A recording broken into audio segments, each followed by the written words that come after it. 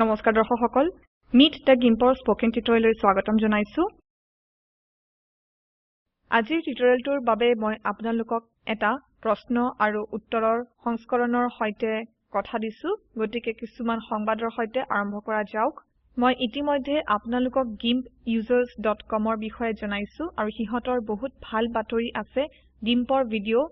পডকাষ্টৰ বিষয়ে কিন্তু মই ভাবো আপোনালোকে সেই পডকাষ্ট ইতিমধ্যে জানে গতিকে ডাউনলোড কৰা পেজটোলৈ যোৱা যাওক আৰু ইয়াত আপোনালোকে দেখিছে যে GIMP 2.4.0 এ নিৰ্বাচন এৰি দিয়ে আৰু উইন্ডোজৰ বাবে উপলব্ধ হয় আৰু মই এপল মেকিনটছৰ বিষয়ে ভাবো আৰু প্ৰায়ভাগ লিনাক্স পদ্ধতিৰ বাবে উৎস মোৰ বাবে বাদ দিয়ে কাৰণ উবুন্টু কিছুমান প্ৰয়োজন হোৱা লাইব্ৰেৰীৰ সৈতে সফলভাৱে সন্মুখীন হ'ব নোৱাৰে গতিকে GIMP 2.4.0 ৰাস্তাত আছে আৰু আপোনালোকে যেতিয়া gimpusers.com ত থাকে পৰ্দাখনৰ এই ঠাইখিনিত চাওক দুখন মেইলিং লিষ্টৰ এখন আইনা যিয়ে GIMPৰ বিষয়ে যথেষ্ট তথ্য দিয়ে প্ৰথমতে GIMP user mailing list আৰু মই আপোনালোকক সেইটো পঢ়িবলৈ পৰামৰ্শ কৰো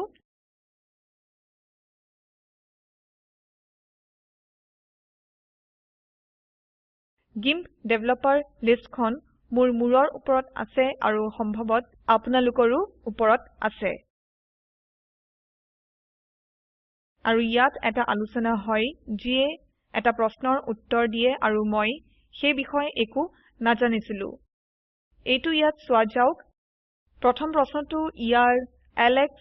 বাৰ্ছৰ দ্বাৰা সোধা গৈছে আৰু তেওঁ সুধিছে sample point টেবে কি কৰিছিলে আৰু মই প্ৰশ্নটো বুজি পোৱা নাছিলো কিন্তু মই এলেক্সক জানো কাৰণ তেওঁ মোক সহায় কৰিবলৈ চেষ্টা কৰিছিল আপোনালোকৰ বাবে প্ৰয়োজনীয় ফাইলবোৰ যোগান ধৰি আৰু গুগল সাইট মোৰ বাবে সংস্থাপন কৰি উত্তৰটো ইয়াত টিম জেডলিকাৰ পৰা আহিছে আৰু মই টিমকো জানো কাৰণ টিমৰ ইন্টাৰনেটত ডাঙৰ সাৰ্ভাৰ আছে আৰু ইন্টাৰনেটৰ পৰা এটা ডাঙৰ যোগাযোগ আছে আৰু আমি এতিয়া মাত্ৰ আপোনালোকৰ বাবে মই ইয়াত ব্যৱহাৰ কৰা ফাইল ডাউনলোড কৰাৰ সম্ভাৱনীয়তা সংস্থাপনৰ অগ্ৰগতিত আছো মই ইয়াৰ বিষয়ে আপোনালোকক জনাই থাকিম নতুবা মাত্ৰ meetthegimp.org থকা ব্লকৰ ভিতৰত চাওক আৰু চাওক তাত আপোনালোকে ডাউনলোড আইকন পায় নেকি ইয়াত টিমে এলেক্সৰ প্ৰশ্নৰ উত্তৰ দিছে আৰু মই আপোনালোক দুইজনকে এই প্ৰশ্ন আৰু উত্তৰ কথোপকথনৰ বাবে ধন্যবাদ দিছো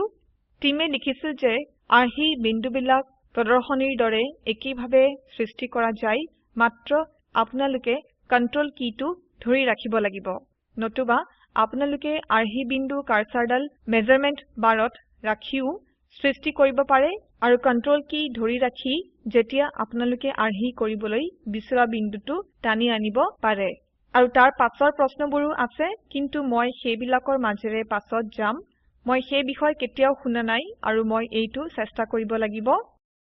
সেইটো কৰিবলৈ মই GIMP আৰম্ভ কৰিছিলো আৰু ছবিখন ইয়াৰ ভিতৰত ভৰাইছিলো যিটো My Ship in the Fog হিচাপে জানিবলৈ আৰম্ভ কৰিছিল এতিয়া মই বাওঁফালে থকা ৰুলাৰলৈ যাম কন্ট্ৰোল কী দবাইছো আৰু ৰুলাৰডাল বাহিৰৰ পিনে টানি আনিছো আৰু আপোনালোকে ইয়াত দেখা পাব যে মাউস কাৰ্সাৰডাল আইড্ৰপাৰলৈ পৰিবৰ্তন হৈছে আৰু মই এডাল ৰেখাৰ পৰিৱৰ্তে দুডাল ৰেখা পাইছো মাত্ৰ মাউস বাটনটো এৰি দিয়ক আৰু আপোনালোকে নম্বৰ 1ৰ সৈতে ইয়াত এটা বিন্দু পাব আৰু মই যেতিয়া দবুৱা মাউস বাটনৰ সৈতে ৰুলাৰডাল বাহিৰলৈ টানি আনিম আৰু কন্ট্ৰোল কী নদবুৱাকৈ মই ইয়াত মাত্ৰ এডাল ৰেখা পাম যিটো ইয়াত বস্তুবোৰ মিলোৱাৰ বাবে ব্যৱহাৰ কৰা হয় ওপৰত ৰুলাৰৰ পৰা একে পদ্ধতি কৰিবলৈ চেষ্টা কৰা যাওক মই কন্ট্ৰোল কী আৰু মাউস বাটন দবাইছো আৰু ৰুলাৰডাল তললৈ টানি আনিছো আৰু ইয়াত এইটো এৰি দিছো গতিকে ইয়াত মোৰ 2 নম্বৰ আছে আৰু নম্বৰ 1 ইতিমধ্যে তাত আছে কিন্তু মই কোনো ডায়লগ দেখা নাই গতিকে টুল অপশনটো ক্লিক কৰক আৰু টুল বক্সৰ পৰা কালাৰ পিকাৰ নিৰ্বাচন কৰক কিন্তু মই ইয়াত একো দেখা নাই কিন্তু মনত ৰাখিব ফাইলত এটা ডায়লগ উল্লেখ কৰা আছে গতিকে মই ফাইলত ক্লিক কৰিছো ডায়লগছলৈ গৈছো আৰু ইয়াত এটা চেম্পল পইণ্টছ নামেৰে ডায়লগ আছে আপোনালোকে যেতিয়া ইয়াত ক্লিক কৰিব আপোনালোকে ইয়াত 1 আৰু 2 ৰ বাবে আৰ্হি বিন্দু পাব আৰু এইটো ছবিখনত বিভিন্ন বিন্দুৰ বিষয়ে ৰঙৰ বিষয়ে তথ্য পোৱাৰ এটা পদ্ধতি হয় আৰু এতিয়া ৰঙৰ বিষয়ে তথ্য পাবলৈ মই বেছি ভাল পথ জানো মই ইয়াত পিক্সেল RGB লৈ পৰিবৰ্তন কৰিব পাৰো আৰু মই ৰঙা সেউজীয়া নীলা ৰঙৰ বাবে পৰিমাণ পাইছো আৰু আলফা শতকৰা হিচাপত দৃশ্যমান হৈছে ইয়াত পিক্সেলৰ সৈতে আপোনালোকে ৰঙৰ প্ৰকৃত সংখ্যা পৰিমাণ দেখা পাব আৰু যেতিয়া RGB যেতিয়া নিৰ্বাচিত হয় আপোনালোকে ইয়াত HTMLৰ বাবে হেক্স কোড দেখা পাব আৰু RGB মই HSV ৰং আহিত পৰিবৰ্তন কৰিব পাৰো নতুবা CMYK ৰং আহিত পৰিবৰ্তন কৰিব পাৰো আৰু মই সেইটো পাছত আগৰিম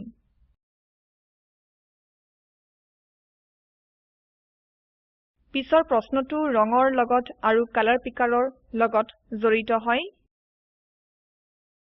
মই মোৰ Ship in the Fogৰ পডকাষ্টত উল্লেখ কৰিছো যে আপোনালোকে কালাৰ পিকাৰ লব পাৰিব আৰু ছবিখনৰ ৰঙৰ তথ্য পাব পাৰে আৰু গ্লুলিও ইয়াত খুদিছে কেনেকৈ ফলাফল ৰঙৰ তথ্য পাব পাৰি আৰু এটা লেয়াৰৰ ৰং নহয়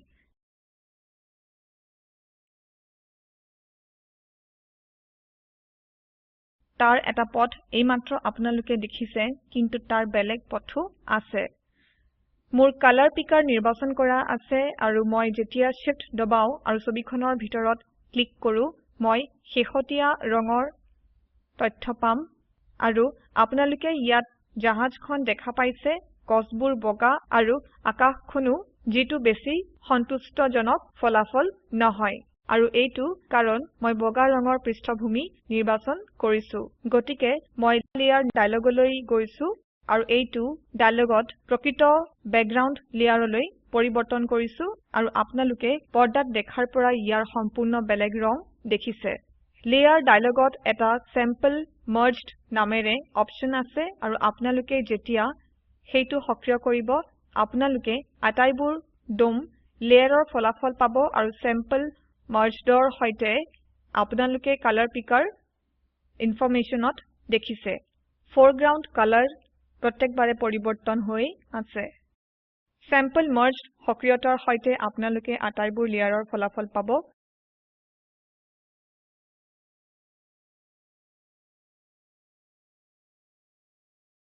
আপোনালোকে যেতিয়া চেম্পল মাৰ্জড অপচন অসক্ৰিয় কৰে আপোনালোকে মাত্ৰ সক্ৰিয় লেয়াৰৰ পৰা ৰঙৰ তথ্য পাব আৰু মই সেইটো আগৰ অনুষ্ঠানত কব পাহৰিছিলো আৰু আপোনালোকে যেতিয়া নীলা লেয়াৰ নিৰ্বাচন কৰিব আপোনালোকে নীলা ৰঙৰ তথ্য পাব গতিকে উভতি যাওক চেম্পল মাৰ্জড নিৰ্বাচন কৰক আৰু আপোনালোকে প্ৰতিটো লেয়াৰৰে ফলাফল পাব ইয়াত চেম্পল এভাৰেজ নামেৰে অন্য এটা অপচন আছে আৰু আপোনালোকে যেতিয়া এইটো নিৰ্বাচন কৰিব আপোনালোকে ডাঙৰ কালাৰ পিকাৰ পাব আৰু সেই ঠাইখিনিৰ আটাইবোৰ পিক্সেলৰ গড় হিচাপ পাব উশৃংখল ছবিৰ ৰঙৰ তথ্য পাবলৈ এইটো এটা ভাল অপচন হয় য'ত আপোনালোকৰ একক পিক্সেলৰ মাজত ডাঙৰ পাৰ্থক্য থাকে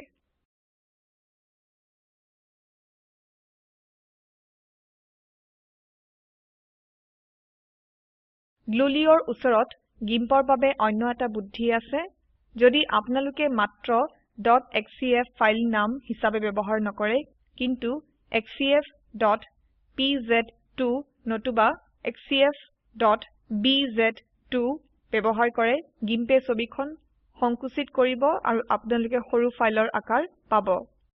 মই নাজানো এইটো উইন্ডোজ মেচিনত কাম কৰিব নে নাই আৰু আপোনালোকে সেইটো চেষ্টা কৰিব লাগিব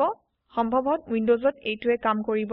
যদি আপোনালোকে ফাইলটো xcf.zip নাম দিয়ে কিন্তু মই নাজানো এইটো সঁচানে সম্ভৱত কোনোবাই এইটো চেষ্টা কৰা উচিত আৰু ব্লগত দিব লাগে দিমিত্ৰীৰ পৰা অন্য প্ৰশ্ন আহিছে বিভিন্ন কোডেক চেষ্টা কৰি মই ভিডিঅৰ গুণগত বৈশিষ্ট্য বঢ়াব পাৰো নেকি তেওঁ সুধিছে কিন্তু মই এই কোডেক H264 লিনাক্সৰ বাবে বিনামূলীয়া সংস্কৰণত পোৱা নাই ইয়াৰ এটা ব্যৱসায়িক সংস্কৰণ আছে কিন্তু এইটো মোৰ বাবে বহুত দামী হয় এইটো মাত্ৰ এটা অভ্যাস হয় আৰু মই বস্তুবোৰৰ আপলোডিংৰ বাবে মূল্য দিছো এইটো যথেষ্ট নহয় কিন্তু মই ইয়াত টকা খৰচ কৰিব নিবিচাৰো কিন্তু মোৰ গুণগত মান বিশিষ্ট প্ৰশ্ন আপোনালোকৰ বাবে আছে মই এইটো 800 by 600ত বাণীবদ্ধ কৰি আছো আৰু এইটো 640 by 480 লৈ কমাইছো কাৰণ মাত্ৰ প্ৰত্যেককে এইটো কৰে আৰু এই ধৰণে Apple TVত ই কাম কৰে আৰু এনে ধৰণৰ মোৰ আপোনালোকলৈ প্ৰশ্নটো হৈছে আপোনালোকে প্ৰকৃত ফাইলৰ আকাৰ 800 by 600 হোৱাটো অগ্ৰাধিকাৰ দিয়ে নেকি ছবিখন বেছি স্পষ্ট হয় আৰু আপোনালোকে এইটো বেছি ভাল দেখা পাব ফাইলবোৰ অলপ আৰু ডাঙৰ হৈছে আৰু তাৰ বাহিৰত কিছুমান মানুহ আছে যিয়ে এই ডাঙৰ ফাইলবোৰ দেখা পাব নোৱাৰে মই এটা পৰীক্ষা ফাইল 800 by 600ত বনাম আৰু এইটো আপলোড কৰিম সম্ভৱত আপোনালোকে এইটো চেষ্টা কৰা উচিত আৰু মোক কিছু মতামত দিয়ক মই ইয়াত ৰড্ৰিগোৰ পৰা পোৱা পিছৰ মতামতৰ বিষয়ে বহুত সুখী যিয়ে কৈছিল যে ফটোশ্বপ কিনাৰ বাবে ভবা নাছিল কিন্তু গিম্প তেওঁৰ গ্ৰাফিক কামৰ বাবে লবলৈ ভাবিছিল মই ইমেইলৰ জৰিয়তে ভাইটেলিৰ পৰা এটা প্ৰশ্ন পাইছিলো কাৰ্ভ টুল ধ্বংস নোহালৈকে ব্যৱহাৰ কৰাৰ কিবা পথ আছে নেকি এই প্ৰশ্নটোৰ উত্তৰ হৈছে নাই গিম্পত নাই ফটোশ্বপে সেইটো কৰিব পাৰে এই মিলোৱা লেয়াৰৰ সৈতে আৰু বহুত গিম্প প্ৰগ্ৰামাৰ আছে যিয়ে ইয়াৰ ওপৰত কাম কৰি আছে আৰু এইটো কামত লগাবলৈ চেষ্টা কৰি আছে কিন্তু এতিয়ালৈ আপোনালোকে যদি লেভেল টুলৰ সৈতে ৰং পৰিৱৰ্তন কৰে এইটো এই ধৰণে যে তাৰ পাছত কৰা সকলো পদক্ষেপবোৰ নোহোৱা নকৰাকৈ আপোনালোকে আপোনালোকৰ কাম নোহোৱা কৰিব নোৱাৰে অন্য এটা প্ৰশ্ন ডুডলিৰ পৰা আৰু তেওঁ tips from the top floor ইয়াত মোৰ পডকাষ্টত আহিছিল আৰু তেওঁৰ কম্পিউটাৰত গিম্প 2217 প্ৰতিস্থাপিত কৰিছিল আৰু মই তেওঁক 23 নতুবা 24 নিৰ্বাচন মুক্ত কৰিবলৈ নিৰ্দেশ দিছিলো কাৰণ সেইবোৰ 22 কৰ্মতকৈ বহুত ভাল হয়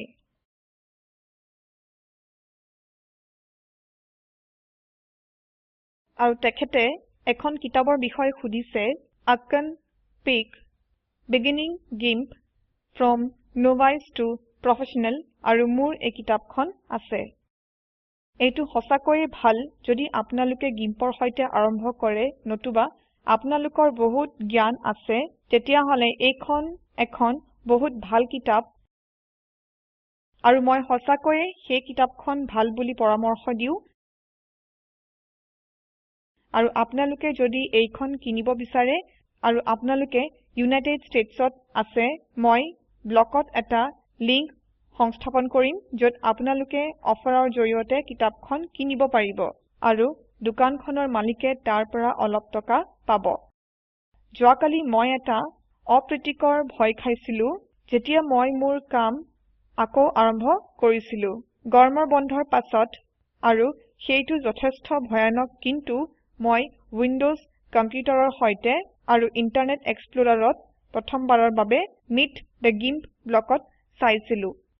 আৰু মই সঁচাকৈয়ে ভয় খাইছিলো কাৰণ আটাইবোৰ ছবিয়ে উৰি আছিল আৰু একোৱে ফ্ৰেমত খাপ খোৱা নাছিল আৰু এনে ধৰণৰ অনুষ্ঠানটোত শেষৰ বস্তু হিচাপে মোৰ আপোনালোকৰ বাবে এটা লিংক সংকেত আছে ফটোকাষ্ট নেটৱৰ্ক ফটো পডকাষ্টৰ বাবে বিৰাট ডাঙৰ উৎস হয় আৰু মই ইতিমধ্যে এজন সদস্য হয় কিন্তু মই ৱেবছাইটত নাই ৱেবছাইটটো পৰীক্ষা কৰক পডকাষ্ট নেটৱৰ্কৰ সদস্যৰ দ্বাৰা তৈয়াৰী পডকাষ্ট এটা আছে আৰু এইটো ফোকাস ৰিং বুলি কোৱা হয় আৰু আজি এইমাত্ৰ 8 অধ্যায়টো বাহিৰ হৈ আহিছে আৰু অৱশেষত মিট দ্য গিম্প ইয়াৰ বাওফালে দেখা দিব মই আপোনালোকক এটা সহায় কৰিবলৈ অনুৰোধ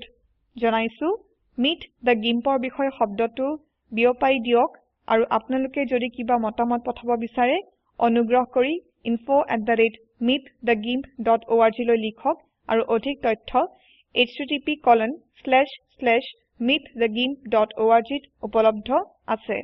এই পাঠটি বৈজয়ন্তী ডেকাৰ দ্বাৰা অনুবাদ কৰা হৈছে আই আই টী বম্বেৰ পৰা মই মৌচুমী মেধি এতিয়া আপোনাৰ পৰা বিদায় লৈছো ধন্যবাদ